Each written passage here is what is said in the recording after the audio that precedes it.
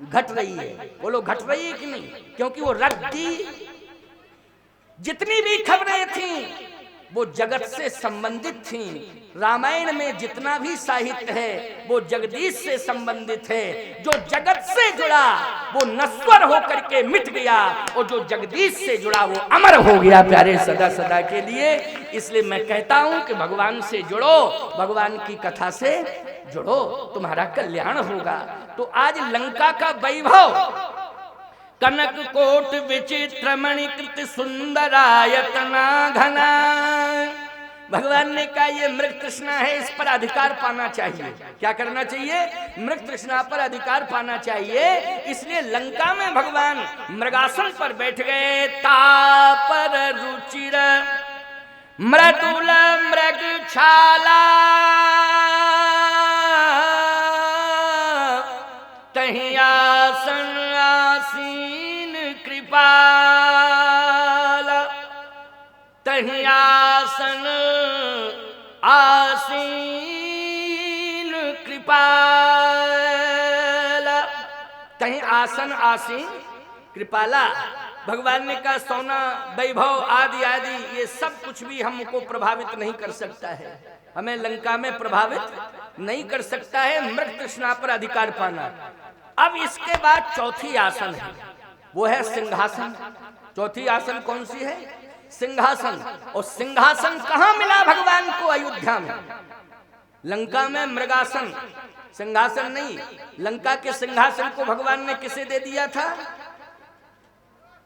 लंका के सिंहासन को भगवान ने किसे दिया? अमिताभ बच्चन को। अच्छा अच्छा अच्छा अच्छा, थोड़ा हमको कम सुनाई देता है ना, इसलिए वो हम थोड़ा सा सुन नहीं पाते हैं। क्या करें? एक मशीन आती है, कान वाली आती है, कोई खरीद के देना, ठीक है ना। लंका का सिंहासन भगवान ने विभीषण को दे दिया। बोलो दे दिया कि नहीं? अस कह राम तिलक तहीं सारा, और सुमन वृष्टि नव भई अपारा। विभीषण को लंका का सिंहासन दे दिया प्यारे, क्योंकि उस वंश में पैदा हुआ था ना पैदा। और उसने कहा भी था कि निश्चर वंश जन्म कुल त्राता, मैं निश्चर वंश में पैदा हुआ हूँ, प्रभु आपने तो कृपा कर दी मेरे ऊपर, इसलिए आपने स्वीकार कर लिया। नहीं हूँ तो निशाचर ही, उस वंश में पैदा हुआ। लेकिन भगवान ने कहा चिंता मत करो, रहा ना कोकुल रोवन हारा, तुम ही बचे हो, लो लो, है नहीं। अस कह राम तिलक तहीं सारा, सुमन वृष्टि न भई अपारा। भगवान ने कहा लक्ष्मण चलो चले अयोध्या, चलो अयोध्या चले। सीता जी से कहा कि ठीक है अब चलें अयोध्या। सीता जी बोली बिल्कुल।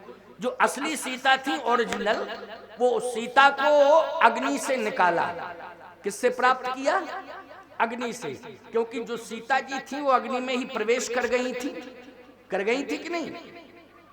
सुनो प्रियाव्रत रुचिर सुशीला, मैं कछु करहु ललित नर लीला, तुम पावक मह करहु निवासा, जबलक करहु निशाचर ना सप्रभु पद धर ही अनल समानी, जब ही राम सब कहा बखानी।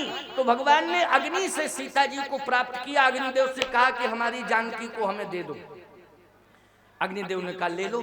अब दुनिया देख रही, बोली ओ असली तो अग्नि में थी, ये ऊपर की नकली काम कर रही थी सीता, जो भी हो रहा था। कहा कि अग्नि से प्रकट हुई सीता जी, असली सीता मिली। कहा चलो चले अयोध्या। अच्छा भैया अयोध्या की ओर जा रहे हैं प्रभु राम। अयोध्या थोड़ी दूर रह गई थी। बड़ी अच्छी बात है, इसको सुन लो, क्योंकि सिंहासन इंतजार कर रहा है ना राम जी का।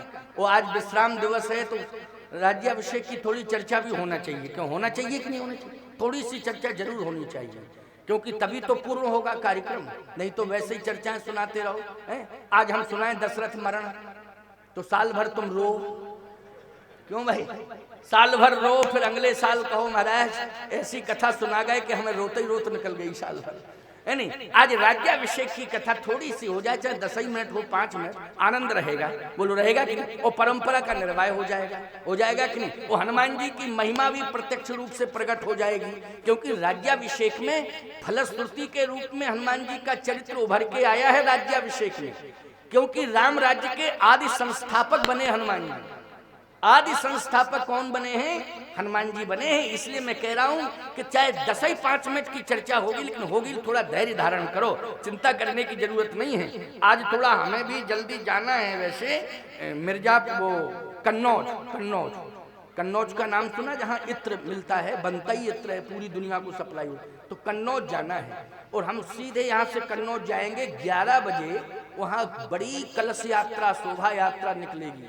मेरे को आगे रथ वथ बना करके पता नहीं क्या क्या इंतजाम कर लिया, और फोन कर रहे थे, महाराज जी आप कहाँ हैं, जल्दी आइए, रथ तैयार हो गया। हमने कहा हम तो दशरथ जी की कथा सुना रहे हैं, तुम्हारा रथ रखा रहे वहाँ, हम जब आएंगे तब तुम्हारे रथ पे बैठेंगे।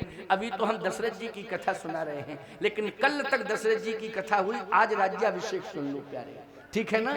आज राज्याभिषेक सुन लो। वैसे लंका में दशरथ जी आए, तहीं अवसर दशरथ तहीं आए,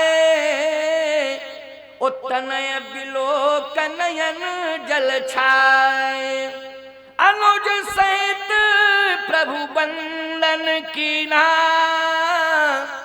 आशीर्वाद पिता तव दीना।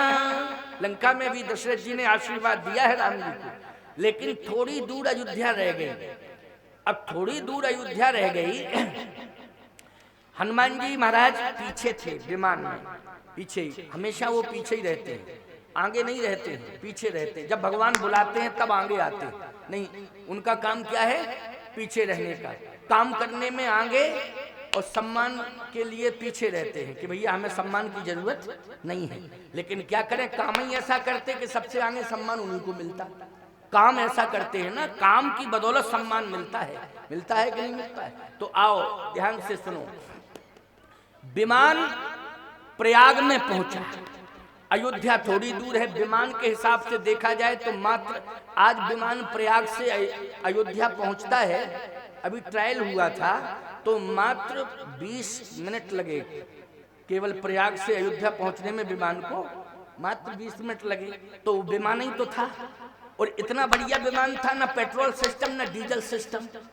क्यों भाई, इससे बढ़िया विमान आज बना सकता कोई?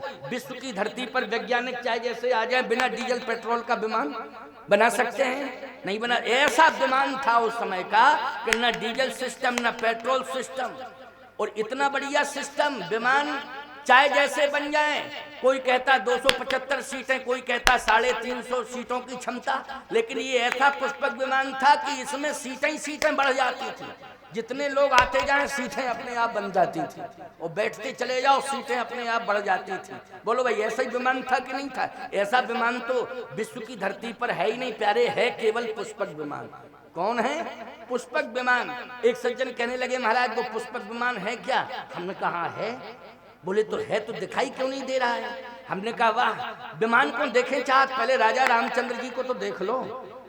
जब राजा रामचंद्र को देख लोगे तो विमान तो अपने आप आ जाएगा पुष्पक। बोलो भाई, इसलिए श्री राम को देखने की कोशिश करना, विमान अपने आप दिखाई दे जाएगा।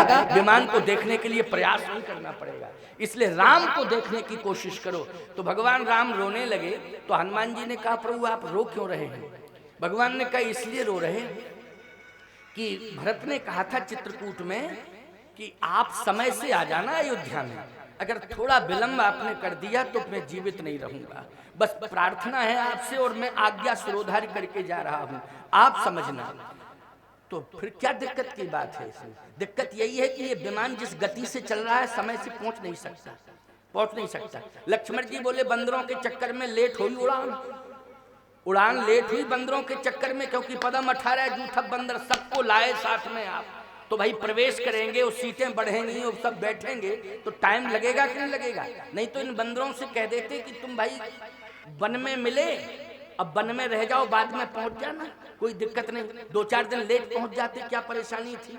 हम और आप जल्दी उड़ के पहुंच जाते, लेकिन आपने चूंकि आपका स्वभाव इतना सरल है कि आपने बात मानी और लेट उड़ान हुई। अब बताओ क्या होगा?